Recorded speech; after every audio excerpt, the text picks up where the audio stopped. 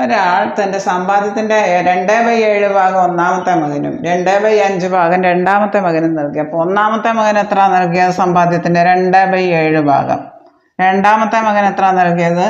2/5 ഭാഗം. അപ്പോൾ ഒന്നാമത്തെ മകനും രണ്ടാമത്തെ മകനും കൂടി രണ്ടുപേർക്കും കൂടി നൽകിയ കാണാൻ, ഒന്നാമത്തെ മകനും രണ്ടാമത്തെ മകനും കൂടെ കാണാൻ 2/7ഉം 2/5ഉം കൂടെ കൂട്ടിയാൽ മതി.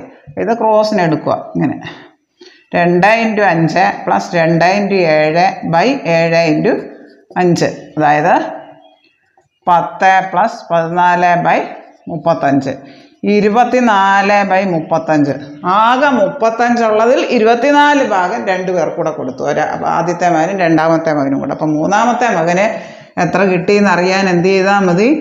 ആകെ ഉള്ളത് 35/35 ഫുള്ള്. അതിൽ നിന്ന് 24/35 രണ്ടു പേർക്കും കൂടി കൊടുത്തു. അത് കുറച്ചാൽ മതി. അപ്പോൾ 35/35 35-ൽ 24 ഭാഗവും രണ്ടു പേർക്കും കൂടെ കൊടുത്തു കഴിഞ്ഞു. മൂന്നാമത്തെ ആളിന് കാണാൻ. അപ്പോൾ 24 കഴിയും, പിന്നെ എത്ര വരും? 35 ആകാൻ 11. അതായത് 35/35 ന്ന് 24/35 കുറയ്ക്കുക, 11/35 വരും.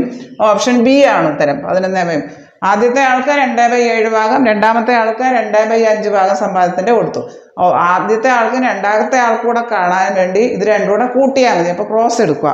2 × 7 + 2 × 5 / 7 × 5, അതായത് 10ഉം 14, 24/35. ആദ്യത്തെ മകനും രണ്ടാമത്തെ മകനും കൂടി കൊടുത്തത് അറിയാൻ രണ്ടും കൂടെ കൂട്ടി. അപ്പോൾ 24/35 ഭാഗമാണ് കൊടുത്തത്. ഇനി മൂന്നാമത്തെ മകന് കൊടുത്തത് അറിയാൻ മൊത്തം എന്ന് പറഞ്ഞാൽ 35/35 ആണ്. അതിൽ 24/35 രണ്ടു പേർ കൂടെ കൊടുത്തു കഴിഞ്ഞു. ബാക്കി എത്ര ഉണ്ട്? 35-ൽ നിന്ന് 11/35. 35/35 ന്ന് 35/35 ആണ് മൊത്തം. അതിൽ നിന്ന് 24/35 കുറച്ചാൽ മതി. 11/35. ഓപ്ഷൻ ബി ആണ് ഉത്തരം.